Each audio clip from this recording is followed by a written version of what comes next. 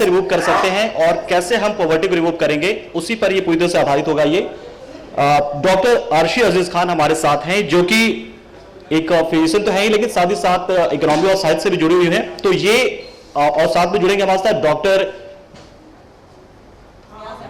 नियाज अहमद खान, जिन्होंने एक नई बुक लिखी है कि कैसे इकोनॉमी का रिवोल्यूशन हो सकता है इंडिया में। और जो मैम है, उन्होंने इस राइट जो है वो लिया है, खरीदा है और पब्लिश कर रही है इंडिया में। तो हम शुरू करते हैं। और साथ में प्रदीप सर होंगे, जो कि एक वरिष्ठ जर्नलिस्ट हैं और साथ ही काफी वो ज्ञान रखते हैं, वो भी इंडिया इसमें इकोनॉमी के फील्ड में।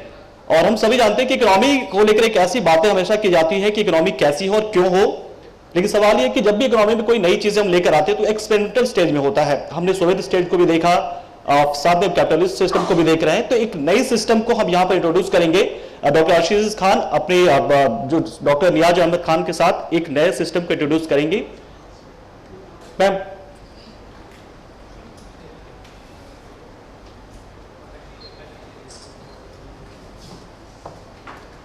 हूँ इस प्रोग्राम में, और पंकज ने तो क्षमा मांगी ली है थोड़ा देर डिले होने के लिए। मैं बहुत आभारी हूँ कि आप लोगों ने आकर के इस प्रोग्राम को कामयाब बनाने में हमारी मदद कर रहे हैं। आखिरकार मीडिया ही हमारी हेल्पफुल हो सकता है हमारे इस डेवलपमेंट में, इसमें आगे बढ़ने में। आप ही लोगों के हाथ में ये सारी चीज़ें हैं। और सबसे पहले मैं स्टार्ट करती हूँ कि ये हिंदुस्तान में आपको पता ही है 50% से ज़्यादा लोग आज भी गरीबी की रेखा से नीचे हैं। मैं हमेशा सोचती थी कि ये इम्पॉसिबल है कि गरीबी को पूरी जड़ से हटाना हिंदुस्तान में। भ्रष्टाचार तो आएगा ही आएगा। जब इंसान गरीब है तो अपना पेट पालने के लिए भ्रष्टाचार करेगा। तो मैं उन लोगों के भी खिलाफ नहीं हूँ। करप्शन, ओके, क्या करे इंसान। टैक्सेस इतने ज्यादा हैं गवर्नमेंट की तरफ से और बढ़ गए इस बजट में, जो आम आदमी को और ही परेशान करते हैं। गरीबी बढ़ रही है, भ्रष्टाचार बढ़ रहा है, टैक्सेस बढ़ रहे हैं।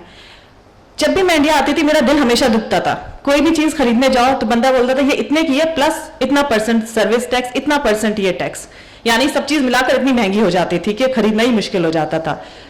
अब गवर्नमेंट ये करना चाहती है कि नहीं करना चाहती, ये सब चीजें तो हम बाद में देखेंगे।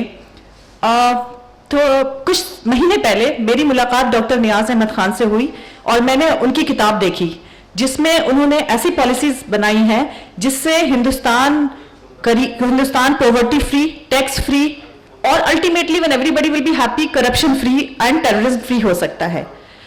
तो आज हम उसी पॉलिसीज के बारे में डिस्कस करेंगे और हम चाहेंगे कि आप इसको और आगे तक लेकर जाएं। ये पॉलिसी एक्चुअली है क्या, मैं थोड़ा ब्रीफ आउटलाइन दूंगी। ये पॉलिसी एक्चुअली एक इंटरेस्ट फ्री बॉन्ड्स के ऊपर है कि government interest free bonds float करेगी। इस इंटरेस्ट फ्री बॉन्ड को यूज करने से हर भारत के नागरिक को 67% डिस्काउंट मिलेगा on every bills that government is asking to pay. Like railway bill है, लाइक आपका इलेक्ट्रिसिटी बिल है, वाटर बिल है, आपकी और बाकी जितनी भी चीजें होती हैं, सारे बिल्स पर आपको 67% डिस्काउंट मिलेगा। यानी अगर आप 2000 का बिल पे कर रहे थे तो आपको सिर्फ 400 रुपए पे करने पड़ेंगे। तो गवर्नमेंट ये एक ऐसे इंटरेस्ट फ्री बॉन्ड्स फ्लोट करेगी। अब जब गवर्नमेंट इसको फ्लोट करेगी तो जाहिर सी बात है everybody would like to consume this discount, तो वो ज्यादा से ज्यादा लोग उस बॉन्ड्स को खरीदेंगे और इसके थ्रू गवर्नमेंट को 2 साल का बजट 24 आवर्स में ही मिल जाएगा और by the end of the year आप समझ सकते हैं 100 टाइम्स मोर मिल जाएगा।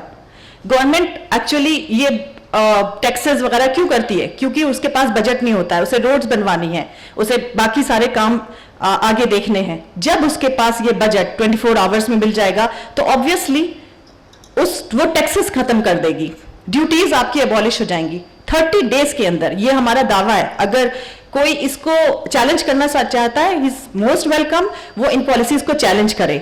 हम उस पर डिबेट करेंगे। इकोनॉमिशियंस जो भी इकोनॉमिक्स के बंदे जो भी चाहते हैं वो उस पर डिबेट कर सकते हैं। There is no grey area in it.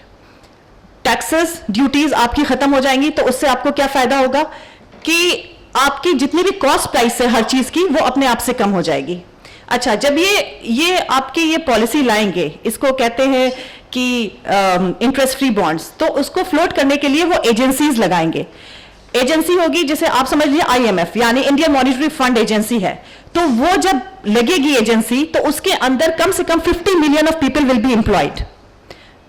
और ये जो 50 मिलियन ऑफ पीपल जो एम्प्लॉय होंगे ये actually they will be the agents and they will be getting 10% commission on it. यानी कोई भी बेरोजगार आदमी या इवन 10th क्लास पास आदमी है, कोई भी जो गरीब आदमी है और थोड़ा बहुत भी पढ़ा लिखा है, तो हम उन सब लोगों को इसके एजेंट बनाने के लिए उसको सेलेक्ट करेंगे विथ 10% ऑफ द कमीशन। हर आदमी को करीब 3 लाख रुपीस का महीने का कोटा मिलेगा जिससे वो बॉन्ड्स फ्लोट कर सकता है। अब आप समझिए साल भर में उसे 36 लाख रुपीस का कोटा मिला, 10% कमीशन के हिसाब से वो 3.5 लाख रुपए। वो बंदा जिसके पास जो स्टूडेंट है, जिसके पास पैसे नहीं है, पढ़ाई के पैसे नहीं है, खाने के पैसे नहीं है, सिर्फ 10th क्लास पास है, ठेला लगाकर खड़ा रहता है, वो साइड में अपने काम के